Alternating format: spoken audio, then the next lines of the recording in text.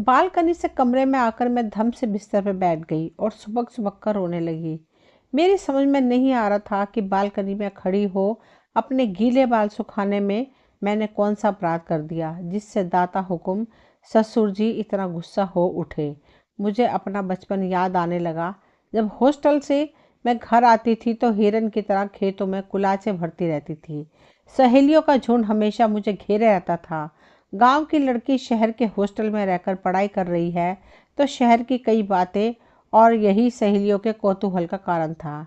मेरे भैया भाभी भी इतने प्यारे हैं और कितना प्यार करती हैं भाभी मुझे। कभी भाभी ने माँ की कमी महसूस नहीं होने दी। यहाँ आकर मुझे क्या मालूम, ना घर ना किसी का स्नेह और ना ही आज़ादी का एक लम्हा। हाँ, अगर सोने चांदी का ढेर को स्नेह कहते हैं तो वह यहाँ बहुत है, लेकिन क्या इन बेजार चीज़ों से मन का सुख पाया जा सकता है?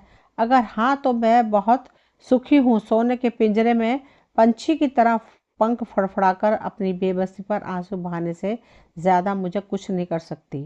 पति के नाम का जीव जो मुझे ब्याह कर लाया, उसके दर्शन आधी रात के बाद होते हैं। और दूसरों को मैं क्या कहूँ, पता नहीं किस बुरी घड़ी में महेंद्र की नज़र मुझ पर पड़ गई और वह मुझे सोने के पिंजरे में बंद कर लाया।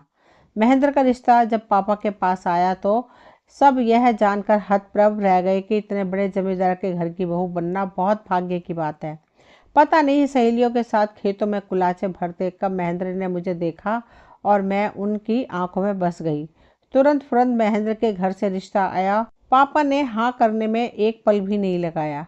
बड़े धूम धड़ाके से शादी संपन्न हुई और मैं जमींदार घराने की बहू बन गई।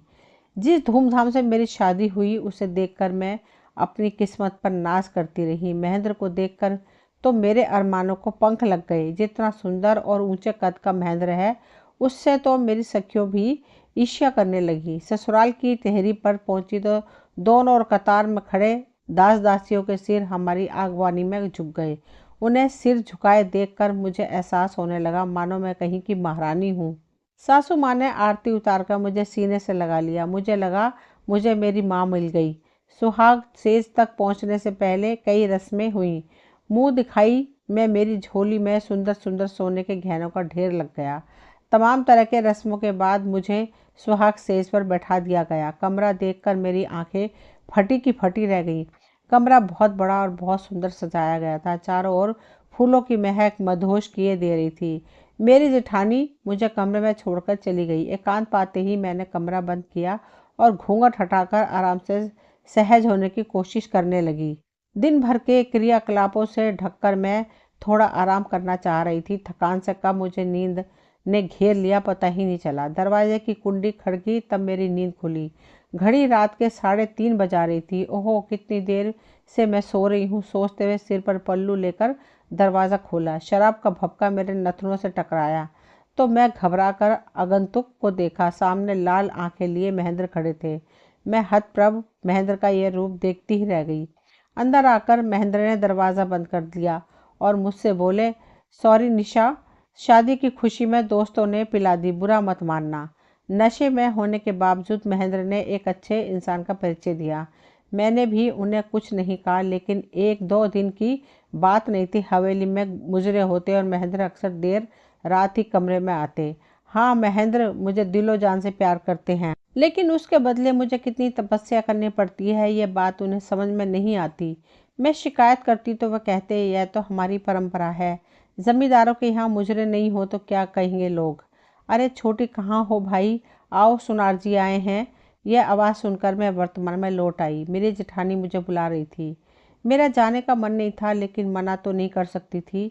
बाहर बारादरी में सुनार जी कांटा बाट लिए बैठे थे। भाभी ने मुझे देखा और पूछा, क्या हुआ छोटी, क्या तुम रो रही थी? जो तुम्हारी आंखें लाल हो रही हैं, क्या तुम्हें मायके की याद आ रही है? मैंने कहा, नहीं भाभी साहब, वैसे ही नींद लग गई थी इसलिए। छोटी, तुझे कुछ गहने बनवाने हो तो बनवा ले। देख, मैं तो यह सतलड़ा हार तुड़वा कर दूसरा बनवा रही हूँ। पर भाभी साहब, यह तो बहुत सुंदर है और नया भी, आप इसे क्यों तुड़वा रही हैं? अरे छोटी, इसे मैंने अपनी भाई की शादी में पहन लिया और तुम्हारी शादी में भी पहना है। बस अब पुराना हो गया, मैं तो अब नया बनवाऊंगी। मैं क्या कहती, चुप रहने ही ठीक समझा। भाभी साहब ने कहा, तू भी कुछ ना कुछ बनवा ही ले। अगर कुछ तोड़वाना नहीं चाहती तो माँ जी से सोना लेकर बनवा ले, यहाँ सोने की कोई कमी नहीं है। निशी सोचने लगी, वह तो मैं देख रही हूँ, तभी तो हमारे लिए यह सोने के पिंजरे बनवाए गए हैं। इस चार दीवारी में कैद हम गहने तुड़वाएं और गहने बनवाएं, बस इन्हीं गहनों से दिल बहलाएं। सुनार जी चले गए तो मैंने पूछा, भाभी साहब आप 7 बरस से यहाँ रह रही हैं, जेठ साहब भी आधी रात से पहले घर में नहीं आते, फिर आप किस तरह अपने को बहला लेती हैं? मेरा तो 4 महीने में ही दम घुटने लगा। देख छोटी, इन जमींदारों की यह रीत है, मेरे मायके में भी यही सब कुछ होता है। हम कुछ बोले तो यहाँ के मर्द यही कहेंगे कि मर्दों की दुनिया में तुम लोग दखल मत दो, तुम्हारा काम है सर धस कर रहना और मन बहलाने के लिए जब चाहो सुनार को बुलवा लो और गहने तुड़वाओ तथा नए बनवाओ। मैं आंखें फाड़े भाभी साहब को देखती ही रह गई। कितनी सहजता से उन्होंने अपनी स्वतंत्रता गिरवी रख दिया, कितनी आसानी से इस जिंदगी से समझौता कर लिया। लेकिन मैं क्या करूं? मैंने तो पढ़ लिख कर सारी शिक्षा भाड़ में झोंक दी। मैं कहाँ से रास्ता खोजूं आज़ादी का? कमरे में आते ही फिर रुलाई फूट पड़ी। हाय, मैं कहाँ फंस गई? मेरे पापा ने यह क्या किया? क्यों नहीं सोचा कि हर चमकने वाली चीज़ सोना नहीं होती? क्यों भूल गए कि उनकी बेटी पढ़ी लिखी है, उसकी छाती में भी दिल धड़कता है? क्या महज पैसे वाले होने से सारी खुशियाँ खरीद सकते हैं? क्यों भूल गए कि उनकी बेटी के भी कुछ अरमान हैं? पापा यह क्यों भूल गए कि पिंजरा तो पिंजरा ही होता है, चाहे वह सोने का हो या लोहे का? आधी रात को महेंद्र आए तो मैं जाग रही थी। मैं महेंद्र से कुछ सवाल करना चाहती थी, लेकिन वे बहुत थके हुए लग रहे थे। मेरे माथे पर एक चुम्बन की मोहर लगाई और फिर बिस्तर पर लेटते ही खर्राटे भरने लगे। मैं मन मार कर रह गई। सोचने लगी, कभी महेंद्र मुझे वक्त दे तो मैं पिंजरे से आज़ाद होने की भूमिका बनाऊं, लेकिन यह मुजरा और मुजरे वालियां वक्त दे तब ना। वैसे महेंद्र से मुझे और कोई शिकायत नहीं थी।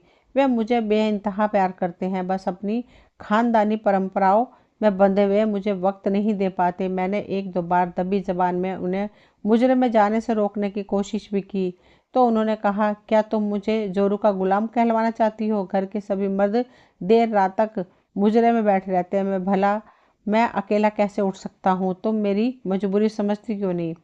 दिन ब दिन मैं घुटती रही। भाभी साहब और सासू माँ को इसी हाल में देख कर भी मैं जिंदगी से तालमेल नहीं बैठा पा रही थी। यह दोष किसका है? पता नहीं, मेरा या मेरे पापा का, या फिर मेरे इस सौंदर्य का जिसकी वजह से मैं कैद कर ली गई। सुबह बेमतलब ससुर जी नाराज हो गए।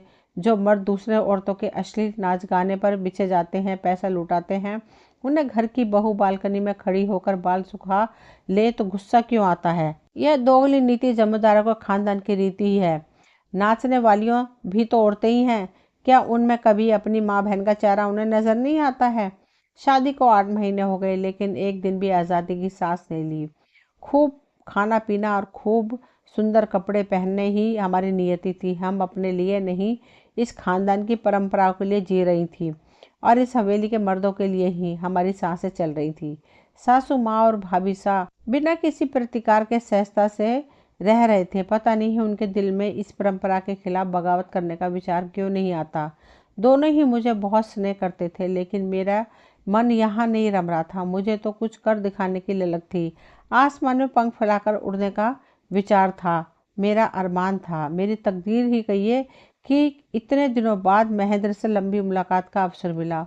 हुआ यूं कि सासू माँ, ससुर, जेठ और भाभी साहब किसी रिश्तेदारी में शादी के सिलसिले से बाहर गए हुए थे।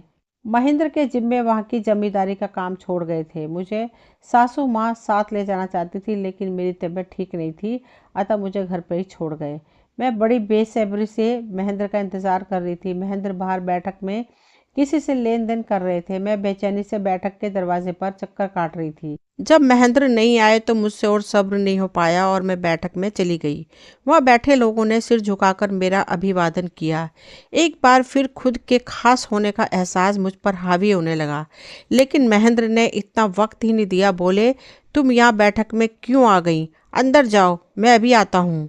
मैं अपमानित सी लौट आई। महेंद्र भी तो इसी खानदान का खून है, भला वह कैसे बीवी को खुलेआम दूसरों के सामने आने देगा? मैं बेचैनी से पूरे घर में चहलकदमी करने लगी। महेंद्र का इंतजार मुझे हर पल बरसों सा लग रहा था, लेकिन कोई चारा नहीं था। आखिर महेंद्र घंटे भर बाद अंदर आए और मैं उन्हें लगभग धकेलती हुई अपने कमरे में ले गई। घर में मौजूद दासियों ने आश्चर्य से मुझे देखा और गर्दन झुका ली। इस वक्त उनकी झुकी हुई गर्दन मुझे गर्व का एहसास नहीं करा पाई। महेंद्र ने कहा, यह क्या पागलपन है निशी, मैं कहीं भागा थोड़े ही जा रहा हूँ। महेंद्र, मुझे तुमसे ज़रूरी बात करनी है, तुम कुछ वक्त मुझे दो, तुमसे कुछ कहना चाहती हूँ। हाँ कहो। महेंद्र आराम से पलंग पर बैठ गए। महेंद्र, बुरा मत मानना, मैं चाहती हूँ कि तुम मुझे तलाक दे दो। महेंद्र चौंक उठे। ये क्या कह रही हो, तुम्हारा दिमाग तो ठीक है? क्या तुम नहीं जानती कि मैं तुम्हें कितना प्यार करता हूँ? पहले दिन तुम्हें जब मैंने खेतों में दौड़ते हुए देखा तो मेरा दिल धड़क उठा और उसी क्षण मैंने फैसला कर लिया कि तुम्हें ही अपना जीवन साथी बनाऊंगा। वह तो ठीक है महेंद्र, मुझे तुम्हारे प्यार से इनकार नहीं, लेकिन ज़रा सोचो कि एक आज़ाद पंछी को तुम सोने के पिंजरे में कैद कर लोगे तो क्या वह खुश रह सकता है? क्या तुम चाहते हो कि मेरी शिक्षा इस पिंजरे की भेंट चढ़ जाए, या फिर मैं घुट घुट कर इस कैद में जान दे दूं? ना मुझे सोना चांदी चाहिए, ना धन दौलत।